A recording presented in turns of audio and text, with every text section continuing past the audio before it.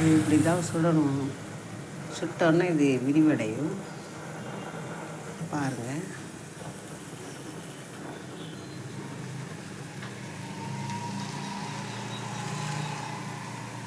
நல்லா சுட்டதுக்கப்புறம் இது தோல் எடுத்து நம்ம இதில் கருப்பட்டி சேர்த்து பனம்பழம் அல்வா செய்ய போகிறோம்.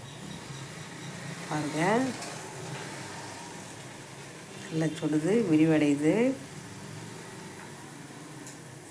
இது சுட்டாதான் அதனுடைய சுவை மாறும்.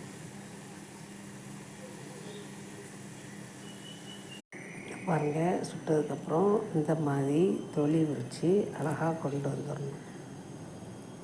தொலி உரித்து பால் மாதிரி கொண்டு வந்துடணும். இதுக்கப்புறம் நம்ம ஜூஸ் போட போகிறோம். பனம்பழம் ஜூஸ் எடுத்து அது கூட கருப்பட்டி பாகு சேர்த்து நெய் சேர்த்து இப்படி ஒரு அரை மணி நேரம் அடி பிடிக்காமல் கிளறவும்.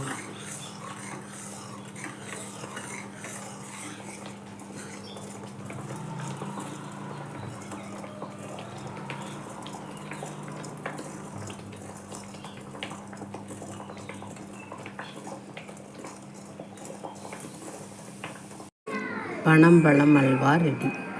இது சுவையாக இருக்கும். செய்து பாருங்கள். சுத்தமான நெய் கருப்பட்டி கலந்து செய்யப்பட்டது.